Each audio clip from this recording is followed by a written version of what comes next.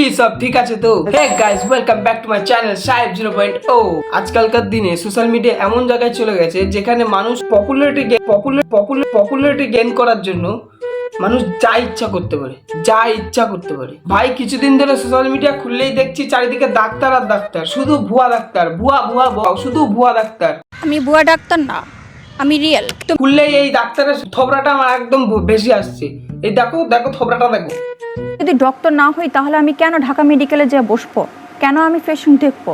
TikTok করার জন্য আমি ঢাকা মেডিকেলে কেন যাব? কি হয়েছিল রোগীটার? তার হচ্ছে ব্রেন স্টোমার হয়েছে। হ্যাঁ, ব্রেন স্টোমার করছে। Brain tumour? না, ব্রেন স্ট্রোক। ভাই ব্রেন স্টিউমারটা কোথায় হয়? আমি তো বুঝতে পারছি না কোন জায়গায়, ব্রেনে হয় নাকি মানে পদে হয়, কোথায় হয়? ভাই ব্রেন স্টিউমারটা কি জিনিস? ব্রেন স্টিউমারটা কি জিনিস? ওটির ফুল মিনিং কি? ওটির ফুল মিনিং হচ্ছে আপনার ওটি করাই তো হবে।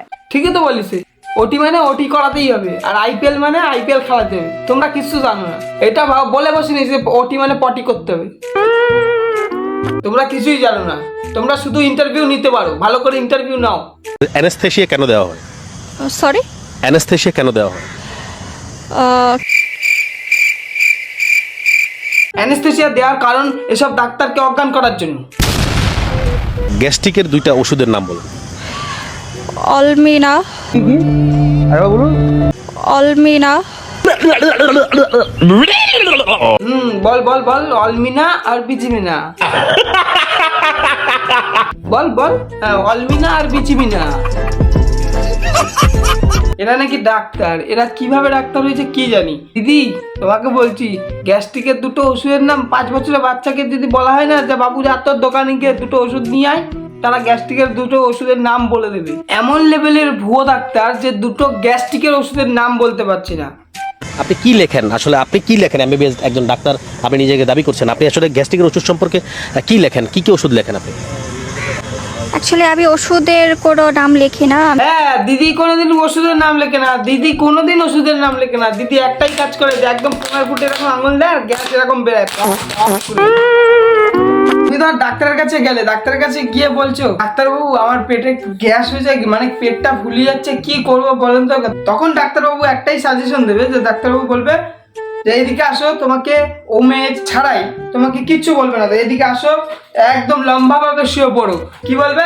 ডাক্তার বলবে লম্বা ভাবে শুয়ে পড়ো। তখন তুমি লম্বা ভাবে শোবে, ঠিক এইভাবে লম্বা ভাবে শোবে। ডাক্তারবাবু বলবে নাও করো।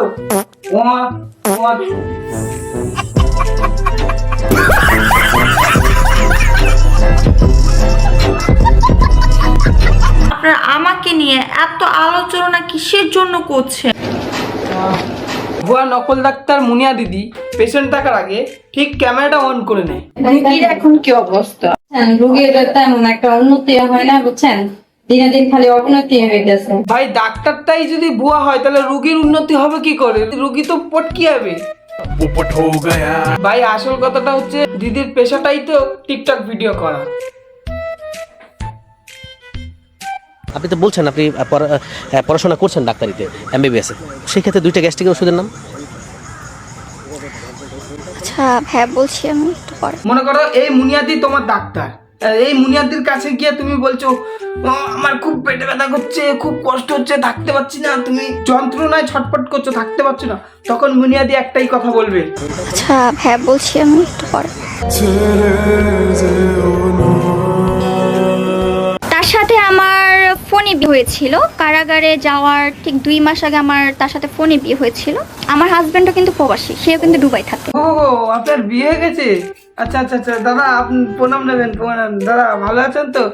আপনার জন্য ঘুমের ওষুধ হয়েছে, এটা খাবেন আর ঘুমিয়ে থাকবেন, আপনার বইয়ের হাত থেকে তো রেহাই পাবেন।